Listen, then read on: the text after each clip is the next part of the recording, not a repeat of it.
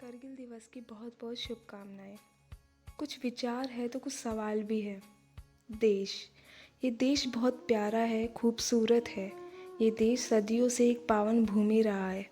राम, कृष्ण, महाराणा प्रताप, वीर शिवाजी, विवेकानंद, अब्दुल कलाम और जाने कितने ही पावन देवात्माओं ने भारत को अपनी कर्म भूमि बनाई है। हमें गर्व है उन जवानों पर, उन क्रांतिकारियों पर, उन स्वतंत्रता सेनानियों पर जिन्होंने अपने खून की, अपनी जान की आहुतियाँ देकर इस देश की नींव को सींचा है, पोषित किया है। हमें गर्व है अपनी संस्कृति पर, जो पूरी संसार में सबसे धनी और खूबसूरत संस्कृति है। मुझे गर्व है अपने देश पर, जिसने कभी भी अपने बेटे को अपनाने से पहले उसकी जाति पाति, उसका धर्म नहीं पूछा। मुझे गर्व है ऐसे वतन पर जिसने हर धर्म, हर संस्कृति को खुले दिल के साथ अपनाया है, अपनी गोद में सुलाया है। लेकिन मेरे कुछ सवाल हैं कि क्यों उस वतन को, उस भारत को लज्जित करना, उनका मजाक बनाना हमारे लिए कूल बनना जैसा हो गया है। क्यों आज हर बंदा अपने धर्म को दूसरे धर्म से तोलकर दूसरे को नीचे दिखाने को देशभक्ति मान बैठा है। ये हिंदू, मुस्लिम, सिख, ईसाई भाई भाई क्या हमने सिर्फ किताबों में पढ़ने के लिए लिखा है? क्यों हम खुद को श्रेष्ठ साबित करने में लगे हैं?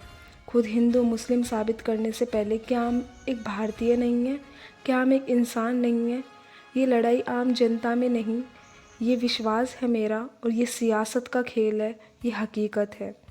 क्या मेरे इस विश्वास को आप सच साबित कर सकते हैं? मेरा सवाल है क्यों? और कहाँ से आते हैं ये पत्थरबाज, कहाँ से आती है ये भावना एक दूसरे को मार डालने की, एक खून खराबे की, जीव हत्या की, देश को लहूलुहान करने की? ना हमारे खुदा ने, ना हमारे भगवान ने तो यह नहीं चाहा था कि उनके ही बंदे, उनके ही भक्त एक दूसरे के दुश्मन बन जाए। जिसने ये दुनिया बनाई, जो ये संसार चलाता है, जो तुम्हें चलाता है, तुम उसको बचाने चले हो।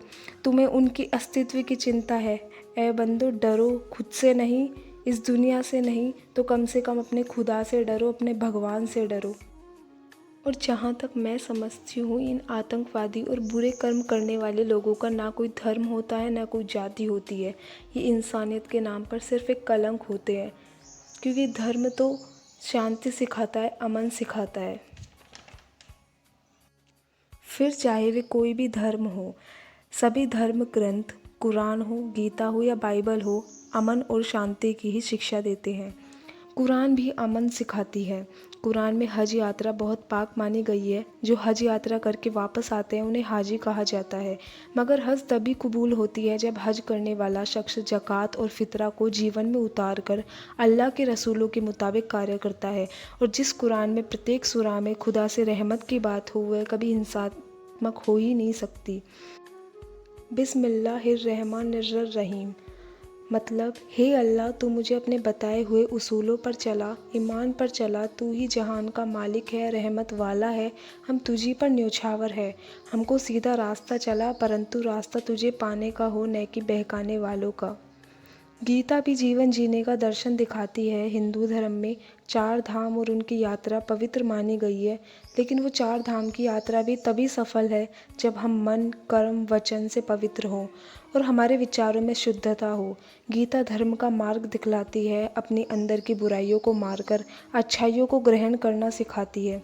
गीता में भी एक ईश्वर का उल्लेख मिलता है। ईश्वर नश्वर है, जिसका कोई आकार नहीं है तथा समस्त संसार उसमें समाहित है। पवित्र बाइबल भी प्रेम बांटना सिखाती है, आपस में भाईचारा सिखाती है, अपनी बुराइयों से लड़ना व खुद को एक अच्छा इंसान बनने की शिक्षा देती है। जब ईसा मसीह, राम रहीम और हनुमान रहमान के पैगाम में कोई फ़र्क नहीं है, बशर्ते उनकी प्रार्थना और पाने का रास्ता भिन्न भिन्न है। अहिंसा, प्रेम, सद्भाव ही सभी धर्मों का मूल है और सबका मालिक भी एक है। जब दुनिया को चलाने वाला एक है तो पैगाम अलग कैसे हो सकता है? एक देश जहाँ की संस्कृति पर हमें गर्व है, फ़क्र है। उसकी संस्कृति, उसके स्वतंत्रता सेनानियों का मजाक बनाना, ये हमारी संस्कृति कब से बन गई है? क्यों हम एक ऐसे मजाक सुनना और उनके मजाक बनाना पसंद करने लगे हैं? अब कुछ लोग बोलेंगे कि ये कॉमेडी का एक अंग है, एक पार्ट है, एक मजाक ही रहने दो, उनको भी आज़ादी है सब बोलने की। तो जवाब ये है कि तुम जिस आज़ादी से इस मंच पर खड़े होकर जिनका मजाक बनाकर उसे कला का नाम दे रहे हो, वो आज़ादी तुमने खुद से नहीं ली है।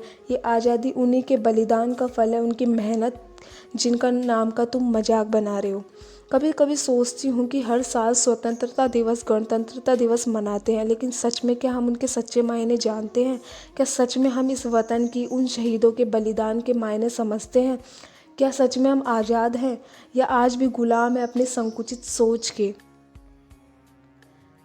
एक सिपाही सरहद पर रोज अपनी जान इस देश के लिए कुर्बान कर देता है, और हम क्या कर रहे हैं? हम इस देश में रहकर क्या कर रहे हैं?